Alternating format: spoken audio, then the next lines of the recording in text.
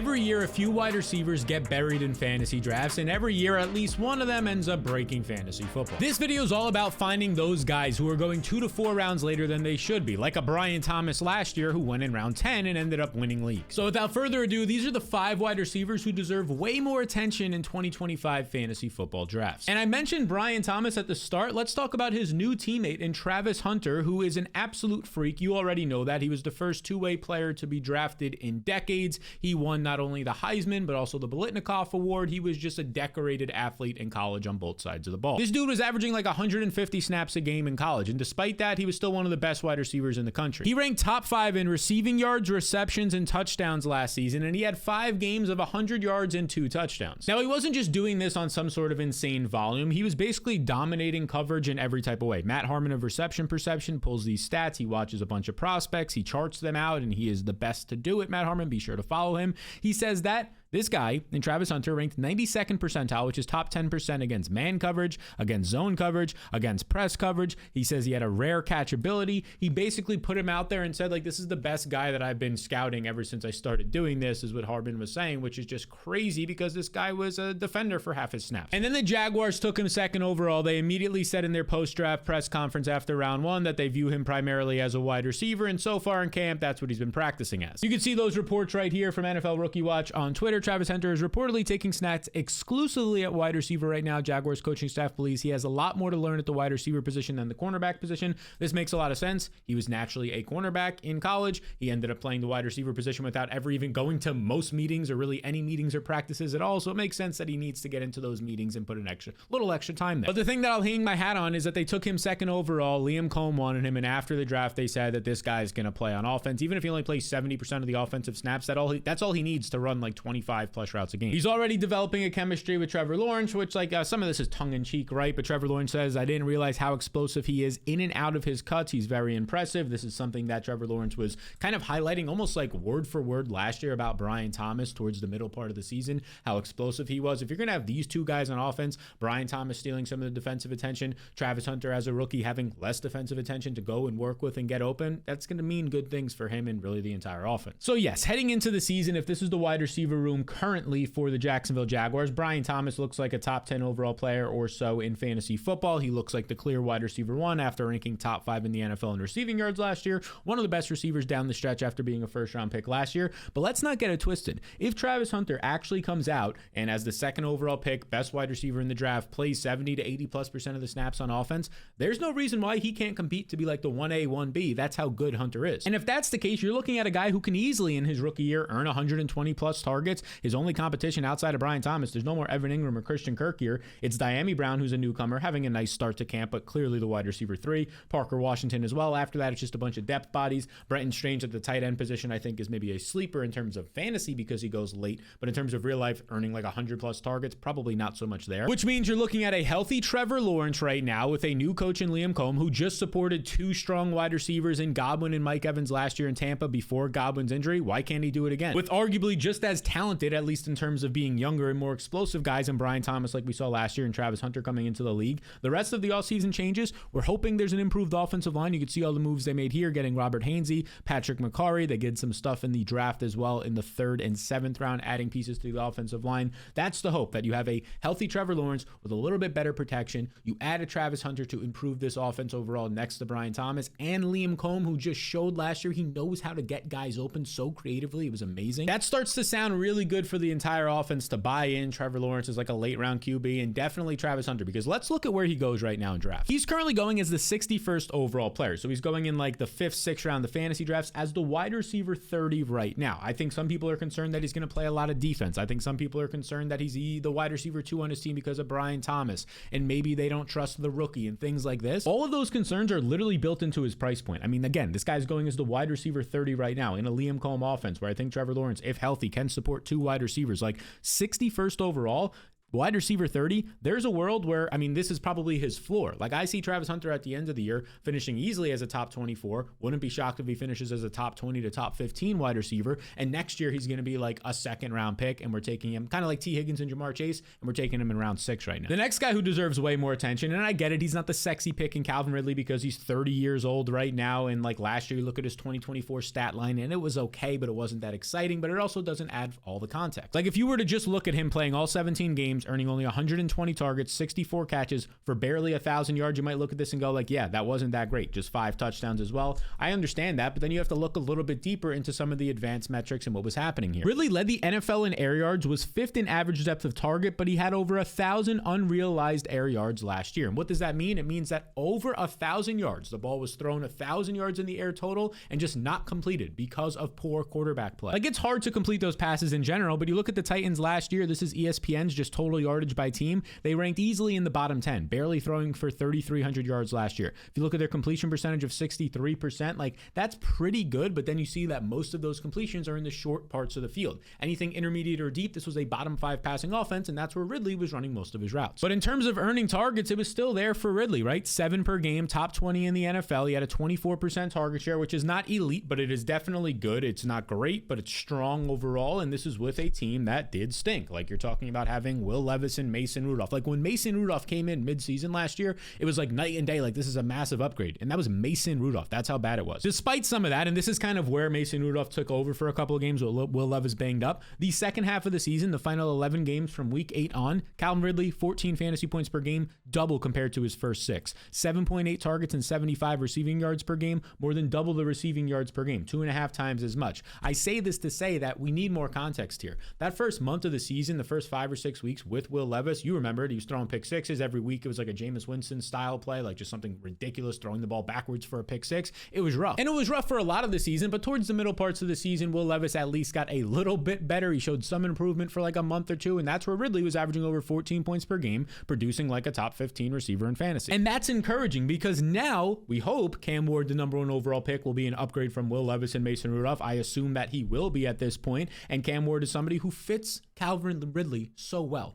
Cam Ward led college football last year in completions of 20-plus yards downfield. That's exactly where Calvin Ridley wasn't getting production last year. His quarterbacks were not completing passes downfield. And the Titans also went out there and tried to support their quarterback as much as they could in Cam Ward. They got Dan Moore. They got Kevin Zeitler, who's just been a beast for the Lions the past few seasons. Zeitler has been so reliable along the offensive line. As long as his age holds up, he should be good there. They bring in Tyler Lockett, a veteran receiver. In the draft, they draft a couple of other receivers and Gunnar Helm and some offensive linemen. Like, they're trying to do everything they can to set up Cam Ward for success this year, and I think Calvin Ridley will be profiling as the wide receiver 1. And the other thing is that the new offensive coordinator here is Nick Foles, and Nick Foles in 2023 was with the Jacksonville Jaguars, where Calvin Ridley went for over 1,000 yards, and he looked pretty solid in that offense, especially the second half of the year when they started to use him in the slot a little bit more. This is that 2023 season with Jacksonville, 136 targets for Ridley, 76 catches, over 1,000 yards. This was like some of the best production we've seen for this guy in 5+ years, and now you look at what his competition will be this year. They signed Tyler Lockett, an aging wide receiver who I think might be able to provide some stuff, but as of right now, if this is what you're looking at in your competition, I mean, this is nothing. This competition, let's look at it. Ready? It's Tyler Lockett, who is 30+ years old and like was signed late in free agency. Kind of shows you that most teams didn't really want him. Van Jefferson, who's coming over from the Steelers, where he didn't do much last year. A rookie in Alec Ayamanor, who I actually think is interesting, like in terms of late round drafts, could be the wide receiver 2 on this team. But then nothing else. Another rookie, James Proche is here. Like these are guys who probably don't even make the team. At the tight end position for competition, it's Chig Okonkwo, who towards the end of last year was actually looking good. There's a chance he threatens to be like the number 2 or 3 target earner on this team. But it's like right now, Calvin Ridley, Tyler Lockett, some rookies. Like, there's not much here. And because of that, I think Calvin Ridley is currently being disrespected. He's going as the 71st overall player. He's going as the wide receiver 37. This is the clear wide receiver 1 for his team, the Titans, and he's going as the wide receiver 37. After a bunch of other guys right now, like Chris Olave, who also has a shaky offensive spot, no quarterback, bad offensive line going right there. Jalen Waddle, the number 2 on his team. Rome Odunze, at best, the number 2, maybe even the number 3 on his team. We'll see. Jordan Addison, the number 2 on his team, right? All of these guys are going, I don't know, 15, 20 or so picks before Calvin Ridley seems like a mistake. And speaking of mistakes, I see 5 mistakes in fantasy drafts every year. They're the most common mistakes. They're the reason why you don't end up winning your league or making the playoffs and you just miss out on that championship. But I put together a free 5-day fantasy email course covering those 5 mistakes. You can check it out. It's completely free. It's linked down below in the description, or you can head to startwinningfantasyfootball.com to get it. That's startwinningfantasyfootball.com. And if you want to go even deeper and have me actually help you in your draft this year and week to week in the season, you can get my full draft plan. It's out right now, the Fantasy Blueprint. It has my top 300 rankings, must-haves and must-avoids list, player tiers, and all the weekly analysis. Here's one example of a tool that you would receive. This is just like one of like 15 of the tools, if not more. This is the fantasy football tiers for your draft. Every position tiered with color-coded best and worst values compared to ADP. We go down, if you scroll down through this, all the way down to 94 running backs, 120 plus wide receivers, 50 tight ends, and 35 quarterbacks. So no matter how deep your draft is, you'll have everything you need. And that's just one of the tools. I like the tiers, but there's a whole bunch more that you can check it out. If you want to learn more, there's a link in the description below, or you can head to jointheblueprint.com. That is jointheblueprint.com. The next guy we got to talk about is Darnell Mooney. Now, he's not like the number one receiver on his team like a Calvin Ridley is, but this is still somebody who was one of the, quietly, the best deep threats in all of football last year. And there's a decent chance that he does it again in 2025. Because despite some brutal quarterback, and I mean brutal quarterback play from Kirk Cousins at times last year, Darnell Mooney still goes out there, catches 64 balls for basically 1,000 yards, 992. He averages 15.5 yards per reception, which was top 12 in the NFL. And the thing that I found over on Twitter, this tweet is honestly fascinating. It's really cool. Check this out. So I like this tweet from Matt Hamilton, the weird side of the day. He says, Darnell Mooney had more catches of 20 plus yards downfield. He had 14 catches of 20 plus yards. Now, in general, Darnell Mooney ranked top 10 in deep targets of 20 plus yards, but his 14 catches downfield were more than the Dolphins and Chiefs' entire rosters in 2024. That's crazy when you consider that the Dolphins had Tyreek Hill, Jalen Waddle. The Chiefs down the stretch and in the postseason, we saw Xavier Worthy popping off, and it was still Darnell Mooney who was more productive downfield than any of their weapons. And according to RotoViz right here, the game splits tool, 5 games into the season, the first 5 weeks, he was averaging 15 points per game, 66 yards per game, 8 targets per game. He started to cool off a little bit the second half of the year, dealt with a minor injury in his own, but then Kirk Cousins, it was like week by week, his Achilles, it seemed like it just wore down. His power to throw the ball downfield, it just kept wearing down until they eventually benched him and let Michael Penix play the final couple of weeks of the season. Now, during that time with Michael Penix, if we pull up the game logs here over on Player Profiler, these are the fantasy points column per game. So this would be week 1, 2.5, right? You see here week 2. I remember that one massive game on Thursday Night Football right here, 31.5. He has 105 yards, 2 touchdowns. But if we scroll down to his performances with Michael Penix, Penix started 3 games. Mooney only played in 2 of those because of an injury. You can see Mooney had 13.2 fantasy points, 5.7. So one good game of 82 yards, another game of just 37 yards. Again, just a 2-game sample. Hard to really take much from that. One good, one bad. But the thing that we can take from this is Michael Penix in his 3 starts, he looked good, right? He looked really good out there, and his arm definitely was more electric and had more power than what current Kirk Cousins' arm, say that 20 more times fast, but it was way better than Kirk Cousins' arms, especially throwing downfield. That should only help Mooney this year because it's the exact same competition. Like Drake London is looking like he can ascend into being an alpha wide receiver in this league. Okay, that's basically what he was starting to do last year, and Mooney was still productive. But then other than that, it's the same exact competition. Ray McLeod's still here. Daryl Hodge at the tight end position. Maybe they'll trade Kyle Pitts. They've been saying it for like 1 to 2 plus years at this point, but he's still there. Bijan Robinson is still in the backfield. Like, it is a rinse and repeat of this offense from last year, except what we're looking at is a little bit of shuffling along the offensive line and obviously the quarterback change, which should only help Mooney. Now, here's what I find really fascinating. Darnell Mooney right now is going as the wide receiver 52 as I record this, the 112th overall player.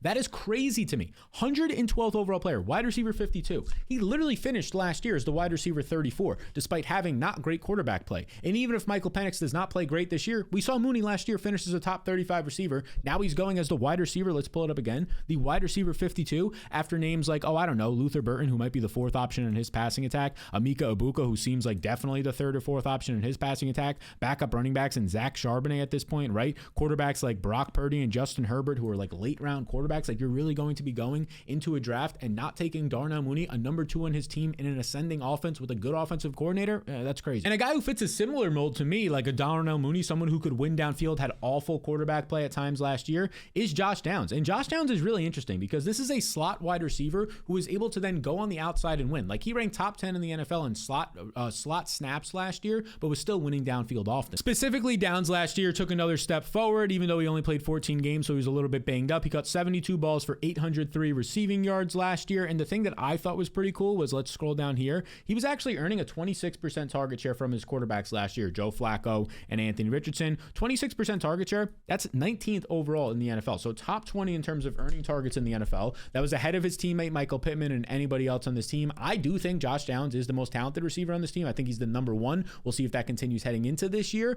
but that's encouraging. And it's really encouraging when you consider that the Colts ranked dead last in completion percentage. If you followed the NFL at all, you know that Anthony Richardson was historically bad in completion percentage, just a 56% completion percentage. This obviously led to a lot of low passing games where if the Colts even hit 200 yards in a game, you were excited and were like blown away by it. Despite that, we still had Josh Downs going out there and being productive, a top 30 fantasy receiver last season. And when Downs actually had some quality quarterback play, so instead of dead last accuracy like Anthony Richardson, he had just like close to middle of the pack with Joe Flacco. Here's what he did. He averaged 7 catches per game, 15.5 fantasy points per game, and was a top 20 wide receiver in 5 out of his 7 games with at least a quality quarterback performance. Yes, he is a top 20 receiver if he gets decent QB production. And we look at his competition right now. In terms of the wide receiver room, rinse and repeat from last year. Michael Pittman, who dealt with a lot of injuries, is entering another year. We'll see what happens there. That's his biggest competition. Like Alec Pierce on the outside is a nice downfield receiver. Adonai Mitchell, we'll see if he can take another step. If he does, it probably comes at the expense of Alec Pierce. And the biggest addition, of course, first round pick Tyler Warren, somebody who's really good, productive after the catch,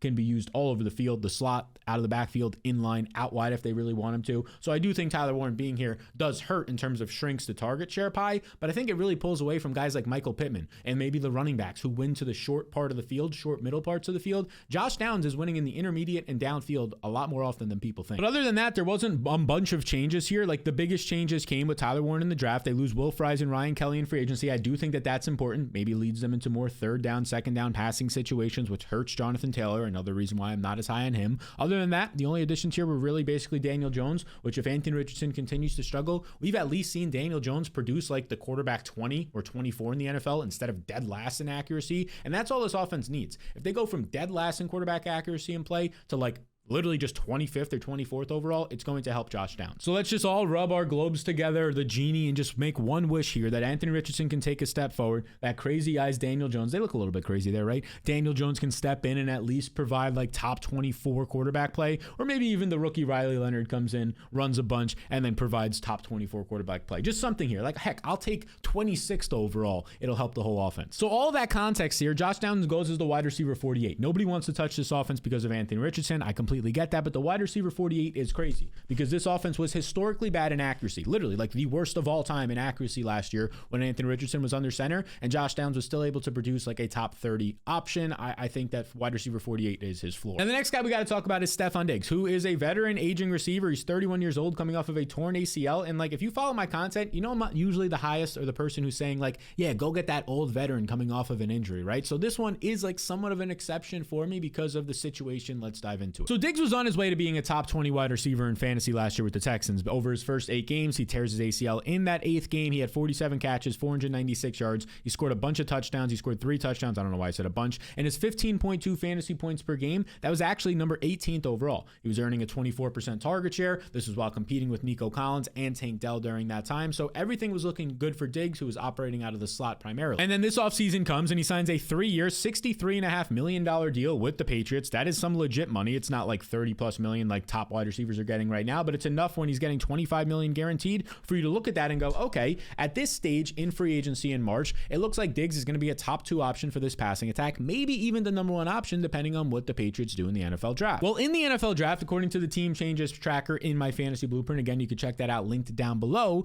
What did they do in the NFL draft? They did not add a wide receiver until the 3rd round in Kyle Williams, right? First round, they improved their offensive line. Will Campbell, top 5 overall. Second round, Travion Henderson, a guy that they loved. They did not want to trade that pick, even though they were getting multiple suitors for it. And Kyle Williams in round 3 was the only receiver they added. Kyle Williams at this point currently in camp has been looking good. Kyle Williams, I think, is the number 2 receiver on this team as it stands, a very talented outside receiver. But what does that mean? It means that Stefon Diggs is the wide receiver 1 on this team right now, assuming he's healthy. And based on the current reports, which like, okay, they're just, highlights and stuff like this, but based on the current reports of him just 165 days out, you can see this right here on Twitter. He's running routes. He's cutting hard, which is the big thing there, that you're cutting hard. Maybe it's not 100% that he's cutting, but he's probably cutting at this point, I don't know, 80% in these videos, if not closer to 100%. That's 165 days after the torn ACL. By the time the season starts, it'll basically be 300 days, so he has another 160 or so days to recover. It looks like Diggs is going to be fine. Like, there's not going to be a setback here. It takes 9 to 10 months to recover from a torn ACL. He'll be good for week 1, assuming that timeline doesn't hit a setback. And here is the wide receiver room so you could visualize it on Player Profile. profiler. You have Kyle Williams, that rookie. I think these are your two top wide receivers here. Outside of that, Demario Douglas can be a nice slot for you, right? Kayshon Boutte at times is earning 5 or 6 targets, but I think he's a potential cut candidate.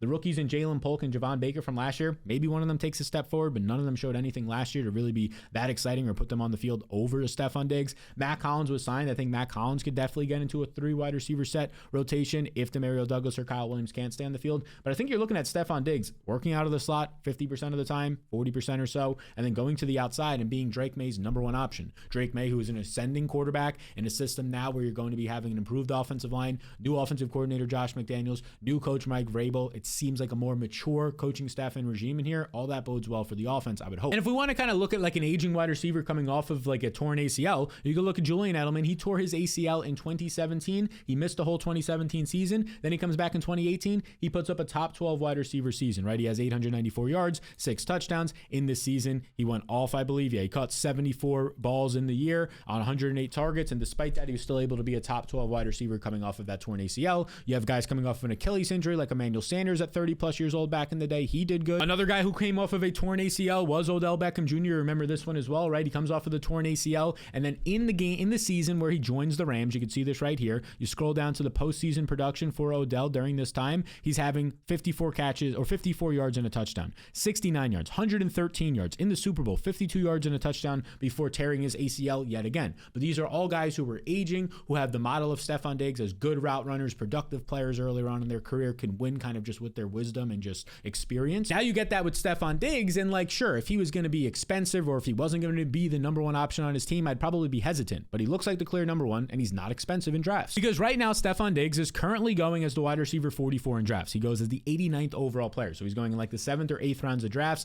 Like if there was a time, right? If you already had 2 wide receivers earlier in the draft, you secured 2 of your running backs at this point. Maybe you got a high-end quarterback or a tight end, and you're in round 7, and like Stefon Diggs is going to be your wide receiver 3 or 4. Why not? Why not take the guy who looks like the number one option right now attached to Drake May on this ascending quarterback and offense? So those are 5 wide receivers that I believe who deserve way more attention. And as of right now, based on when they're going, they're being disrespected in drafts, which gives you an edge because you get to draft them as values. And even if just like 1 or 2 of these guys hit their ceilings, you're getting easily top 20 production and you don't have to pay for it, and you're getting it at a fair and cheap price point. So make note of these guys. And now if you want to see the running backs who I believe deserve way more attention in fantasy football drafts right now, you could check out that video right here. We discuss 5 running backs in that video, similar to this one with wide receivers who are just going completely disrespected in drafts, and you can secure them right now for a great value.